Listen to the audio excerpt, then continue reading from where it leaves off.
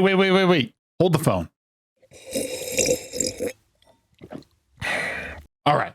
Yes, there we go. You know, sometimes you just need a good old-fashioned cup of coffee.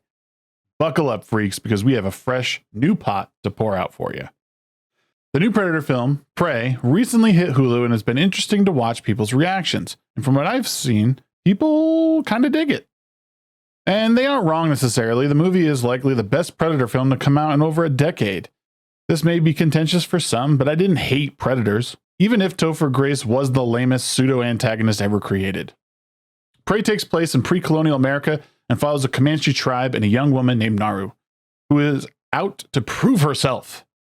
Yeah, I know, but bear with me. Like you might think, the men of the tribe don't see her as an equal, and because of this, she feels the need to prove herself. She seems to command some decent respect from her brother, but the other young men like to belittle her and snub her any chance they get. Because this day and age, it isn't enough to be a loving, caring woman. We need to belittle and overpower men any chance we get. Naru sets out to prove herself as the hunter, but is quickly humbled as she isn't a very good hunter. She is smaller and weaker, and as such needs to come up with other ways to overtake her prey. While out on a hunt for a local mountain lion, a distracted male counterpart is killed quite quickly, but not before getting her own weakening blow on the animal. This is to act as her fall from grace, a humbling moment for her, but the loss seems trivial as the young man that's killed we have no attachment to, and neither does Naru. Her brother returns from the hunt victorious, and people celebrate his kill. Now that the mountain lion has been dealt with, Naru sets her sights on the predator. Though she doesn't know what she is hunting just yet, she knows something is lurking in the shadows. Though the first third of the movie, she comes across signs of the predator, both tracks and dead animals that he has bested. When she happens upon a bear in the wild, she watches on for a moment, but a shift in the wind makes her presence known. Naru narrowly escapes because the plot needs her to, and it's here she gets her first real glimpse at the predator. Up to this point, we are shown glimpses of the predator with his active camo on. He stalks different animals, watching their patterns. This sets up his ability to reason and discriminate between the threat and non-threat. It's done in a very cool way, and watching the predator fight increasingly more dangerous creatures was a welcome change in a very stale franchise. It's obvious that Naru poses no threat to the predator, so for most of the movie, he basically ignores her in favor of the more brutish and clumsy French hunters who are pillaging the American frontier's buffalo population. As I've said, this movie seems to move forward because the script needs it to, so the passage of time isn't well illustrated. Naru and friends seem to cover very large distances instantaneously, and broken equipment repairs itself in record time. And I have to say, for a group of men whose sole purpose is to hunt, they aren't that great at being aware of their surroundings.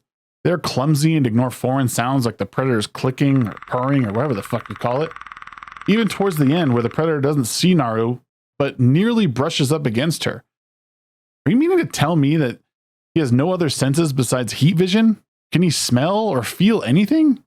Like most movies nowadays that stars a female in the lead, we have lines like, "That's what makes me dangerous." Oh, yas, queen. Yes, queen! Slay! Slay! Slay your enemies! Ruler of one of the realms of men! Smite down those that oppose you! For fuck's sake, can we get one damn film without a woman telling us how great she is?